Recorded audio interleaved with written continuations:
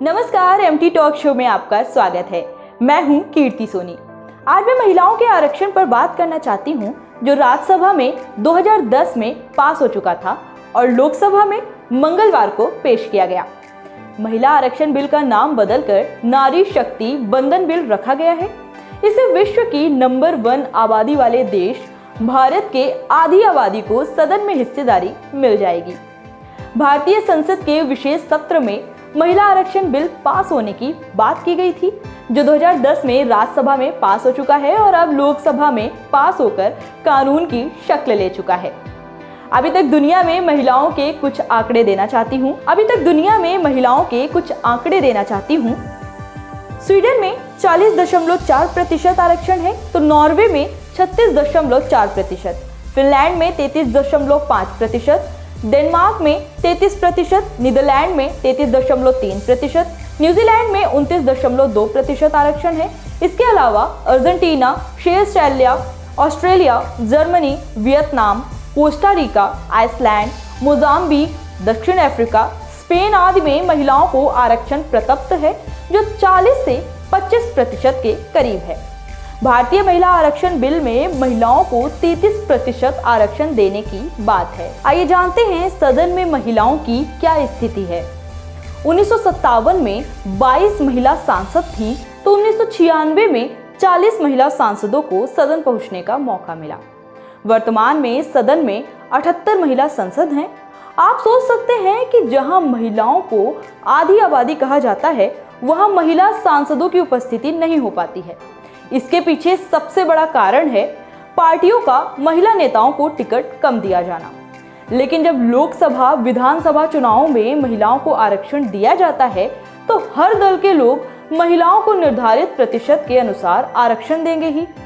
पिछले विधानसभा चुनाव के दौरान प्रियंका गांधी ने उत्तर प्रदेश में 33% महिलाओं को टिकट दिया था, लेकिन यह प्रोग्राम फेल हो गया और एक ही महिला नेता मोना मिश्रा ही चुनाव जीत पाई, जो पहले से जीतती ही रही है। महिला आरक्षण के इतिहास पर बात करें तो महिला आरक्षण बिल 1996 में पहली बार एचडी देवगौड़ा प्रधानमंत्री थे, तब पहली बार सदन में रखा गया, लेकिन पास नहीं हो पाया था। देवगौड़ा की सरकार गिर गई। 1996 में महिला आरक्षण बिल 81वें संविधान संशोधन के रूप में आया था। दूसरी बार अटल बिहारी वाजपेयी सरकार ने 1998 में 84वें संविधान संशोधन के रूप में महिला आरक्षण पेश किया गया, लेकिन अटल बिहारी वाजपेयी सरकार भी नहीं चल पाई और बिल पास नहीं हो पाया। इसी तरह 1999, 2002, 2003, 2004, 2009 में भी महिला आरक्षण पेश किया गया ताकि विधेयक व्यपगत ना हो, लेकिन 2010 में कांग्रेस सरकार थी और राज्यसभा में महिला आरक्षण बिल को भारी शोर शराबे के बीच पास कर दिया गया।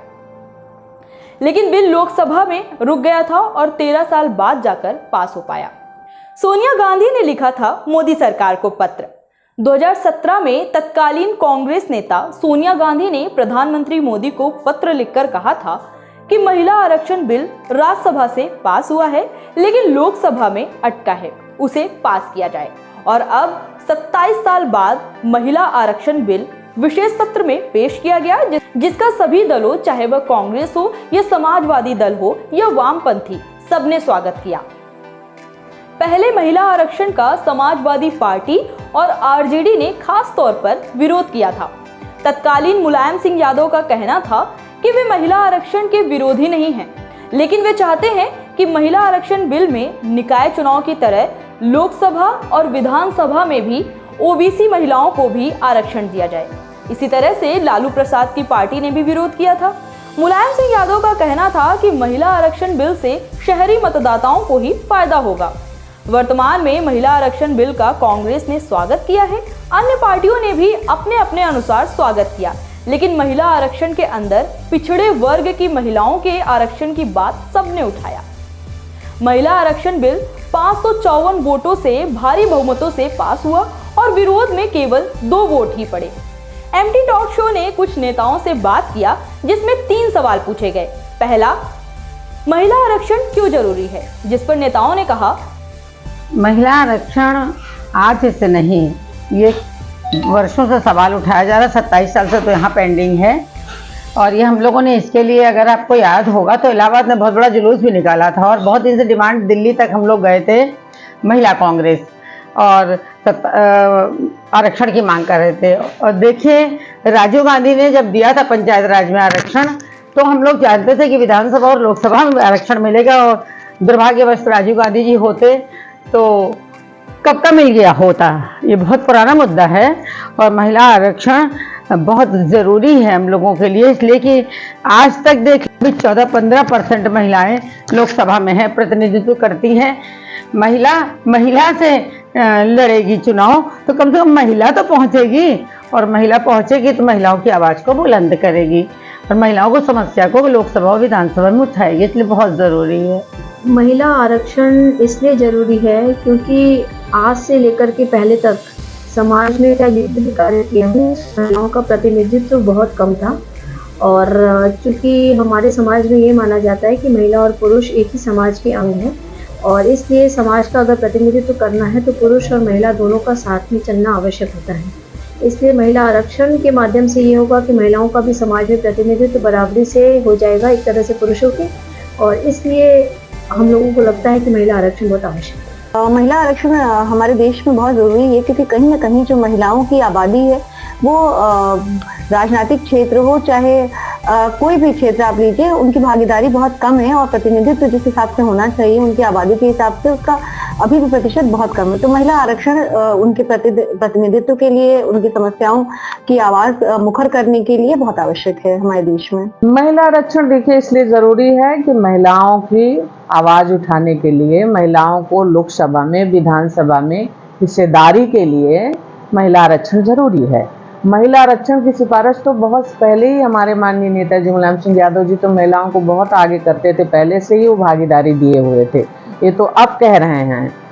और महिला आरक्षण की आवश्यकता इसलिए भी है कि जो महिलाएं गांव देहात में रह रही हैं या जो महिलाएं बाहर निकल रही हैं, अगर आरक्षण हो जाएगा तो उन्हें मौका मिलेगा राजनीति करने का, तो महिलाओं का भला सोचेंगी, कुछ महिलाओं के लिए कुछ तो करेंगी और उन्हें हिस्सेदारी होगी देश में, संसद भवन में बोलने के लिए, विधानसभा में बोलने के लिए, आवाज़ उठाने के लिए। जब भी कुछली महिलाओं की आवाज़ बुलंद करेंगी वो वहाँ पर, तो ये इस आरक्षण का लाभ अवश्य मिलेगा महिलाओं को, इसलिए यह महिला आरक्षण बिल्कुल जरूरी है। दूसरा सवाल एमटी टॉक शो ने पूछा, क्या चुनावी फायदे के लिए महिला आरक्षण बिल पास किया गया है? देखिए, हाँ, ये तो बात आपने जो पूछा मुझसे ये बिल्कुल सही है कि जब 2014 में इनकी सरकार बनी थी, इस आरक्षण को ये तभी ला सकते थे, तब नहीं लाई है। अब जब 2024 का चुनाव बिल्कुल मुहाने पे आ गया है, तब इन्होंने चुनावी जो है माहौल को देखते हुए इन्होंने आधी आबादी को एक तरह से प्रलोभन दिया। फिर भी मैं महिला आरक्षण के विरोध में नहीं हूँ, हम नहीं हैं। महिला आरक्षण होना चाहिए, लेकिन ऐसी महिलाएं होनी चाहिए जो महिलाओं के लिए बोलें, ऐसी नहीं स्मृति ईरानी जैसी नहीं कि मणिपुर की घटना पे जुबान नहीं खुली। आप सब भी जानते हैं और हम सब लोग भी जानते हैं कि हमारे यशस्वी प्रधानमंत्री मोदी जी जब उन्होंने अपने प्रधानमंत्री पद की शपथ ली, उसी दिन से वो लेकर के आज तक जो भी कार्य कर रहे हैं विशेष रूप से वो महिलाओं को केंद्रित करके कर रहे हैं। चाहे उन्होंने बेटी बचाओ बेटी पढ़ाओ का अभियान आरंभ किया हो, जितनी भी योजनाएं लेकर के आए, सुकन्या समृद्धि योजना लेकर के आए, महिलाओं की आत्मनिर्भरता के लिए योजना लेकर के आए, स्वास्थ्य के लिए योजना लेकर आए, शिक्षा के लिए योजना लेकर के आए, तो जितनी हैं वो योजनाएं वो लेकर के आए हैं वो महिलाओं से केंद्रित है। और उनका अपना स्वयं का मानना है कि अगर महिलाएं अगर समाज में ऊपर उठेंगी, आगे बढ़ेंगी, तो निश्चित तौर पे समाज और फिर देश जो है वो आगे बढ़ेगा। तो कहीं भी से भी ये राजनीति से प्रेरित नहीं है, लेकिन चूंकि ये सामाजिक कार्य और हमारा अपना यशस्वी जो प्रधानमंत्री अगर ये सोचते हैं कि नहीं महिलाओं को आगे बढ़ाने से देश आगे बढ़ेगा, तो निश्चित तौर पे ये एक बहुत ही अच्छा और प्रेरणादायक कार्य है। देखिए, चुनावी फायदे के लिए मोदी जी अगर अपने मन में रखे भी हैं तो बिल्कुल उनका ये आशय काम देने वाला नहीं है, क्योंकि ये बहुत पुराना मुद्दा है और कांग्रेस का मुद्दा है और हमेशा कांग्रेस ने आवाज़ उठाई। और देखिए, हमारी नेता सोनिया गांधी जी ने उसको राज्यसभा से पारित भी करवा दिया था, लेकिन उस समय ये राजनीति में ही फंस गया। यूँ कहें कि हम लोग नहीं मानते हैं महिलाओं में कोई जाति और कोई धर्म, हम महिला हैं तो महिला हैं, लेकिन उसमें भी SC OBC की बात आई थी, इसीलिए मामला फंस गया ना, तभी पारित हो गया होता। देखिए भारतीय जनता पार्टी जो भी करती है, जैसे चुनाव आता है तो कहीं ना कहीं उनका फायदा उसमें निहित रहता है, इसीलिए वो कोई भी बड़ा वादा ऐसा लेकर आती है। और जहां तक महिला आरक्षण बिल की बात है, ये आज की बात नहीं है। महिला आरक्षण की बात आज से नहीं, कई दशकों से हमारे देश में संसद में चल रही है, लेकिन कहीं ना कहीं किसी न किसी बिंदु पे वो आके अटक जाती है। समाजवादी पार्टी की ये मांग है कि महिला आरक्षण लागू होना चाहिए और महिलाओं को उनका प्रतिनिधित्व मिलना चाहिए, लेकिन लैंगिक समानता के साथ साथ उनकी जो सामाजिक न्याय भी उनको मिलना चाहिए और जैसे जिसकी आबादी है उस हिसाब से महिलाओं को भी उनकी भागीदारी मिलनी चाहिए। पंक्ति में जो महिला आखिरी जगह खड़ी हुई है उसको भी उसकी भागीदारी मिलनी चाहिए। समाजवादी पार्टी की मांग है कि SC ST पिछड़े वर्ग की महिलाएं, हर वर्ग की महिलाओं को उचित भागीदारी के साथ ही महिला आरक्षण बिल पास होना चाहिए। तीसरा सवाल MT टॉक शो ने पूछा, क्या महिलाओं के संसद में पहुंचने से महिलाओं की समस्या का समाधान होगा? देखिए महिलाओं की समस्या कोई बहुत अलग समस्याएं नहीं होती, पता नहीं क्यों हम उनको एक ऐसा लेकर चलते हैं कि वो किसी दूसरे ग्रह से आई हैं। महिलाएं भी इस समाज का उतना ही हिस्सा है जितना पुरुष है। पुरुष और महिला में कोई भेद नहीं होना चाहिए, लेकिन महिलाओं की समस्याएं, महिलाओं की भागीदारी, महिलाओं की आवाज कहीं ना कहीं बहुत पीछे है अभी भी। इसलिए हम महिलाओं को एक अलग तबका लेके चलते हैं, उसी को समान करने के लिए आज महिला आरक्षण की बात हम कर रहे हैं। लेकिन जहां तक भारतीय जनता पार्टी की बात है, भारतीय जनता पार्टी चुनावी बेला में ये महिला आरक्षण का बिल तो आप लेकर आ गए, लेकिन अब आप कह रहे हैं कि पहले डिलिमिटेशन होगा, सीट का चयन होगा, सेंसस होगा, उसके बाद महिला आरक्षण लागू होगा। तो ये तो सिर्फ चुनावी वादों, खोखले वादे के जैसा हो गया। सेंसस 2021 में होना था, उसको रोका किसने? वो भी भारतीय जनता पार्टी ने रोका। आपकी नीति और नियत में ही फर्क है। ये महिला आरक्षण लागू नहीं करना चाहते हैं, ये सिर्फ महिला आरक्षण के नाम पर वोट बटोरने की साजिश कर रही है भारतीय जनता पार्टी।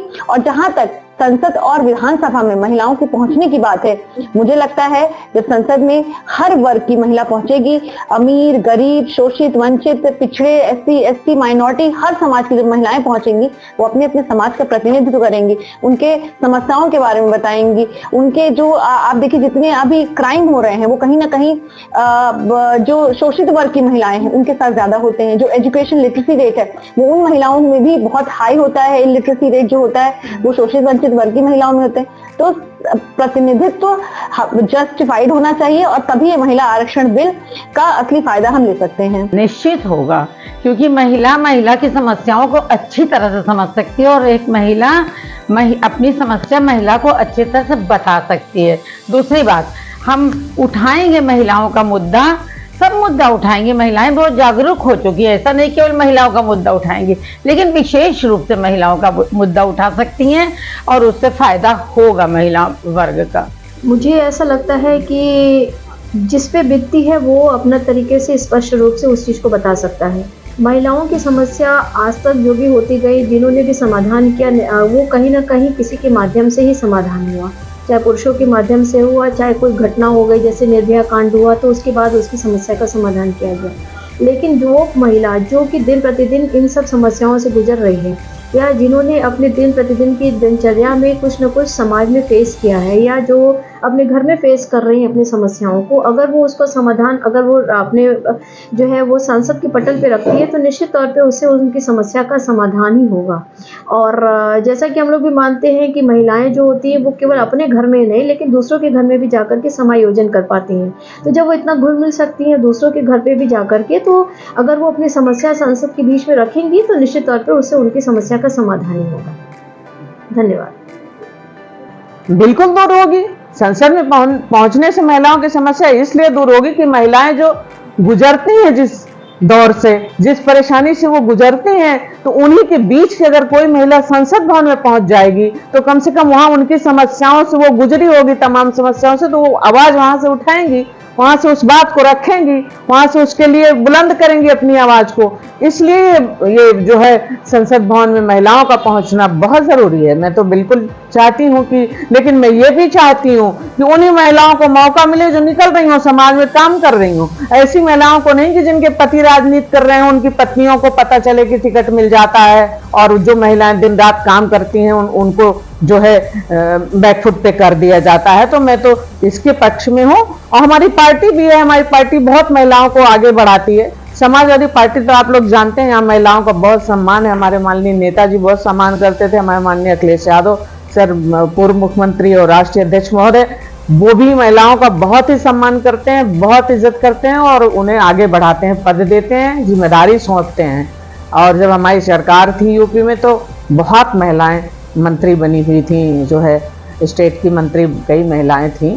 और आगे भी हमारा जब समय आएगा, हमारी सरकार होगी, तो हमारे नेता ज़रूर महिलाओं को आगे बढ़ाएंगे और महिलाओं के लिए काम करेंगे। क्या इंडिया गठबंधन को तोड़ने के लिए हुई महिला आरक्षण बिल की चर्चा? कहा जा रहा है कि इंडिया गठबंधन में कांग्रेस ने कई बार महिला आरक्षण बिल पास कराने का प्रयास किया था, लेकिन वही दल इस समय कांग्रेस के साथ इंडिया गठबंधन में है। इंडिया गठबंधन कैसे अलग हो, इसका प्रयास तो एनडीए लगातार कर रहा है। कांग्रेस ने जैसे महिला आरक्षण बिल का स्वागत किया, आरक्षण का मुद्दा उठाया, उसी तरह से अन्य इंडिया गठबंधन के दलों ने आरक्षण का मुद्दा उठाकर एकजुटता दिखाने का काम किया है। आपको बता दें कि यह बिल नए परसीमन नई जनगणना के बाद लागू होगा, यानी लोकसभा में 2029 में और उत्तर प्रदेश विधानसभा में 2032 में लागू होगा।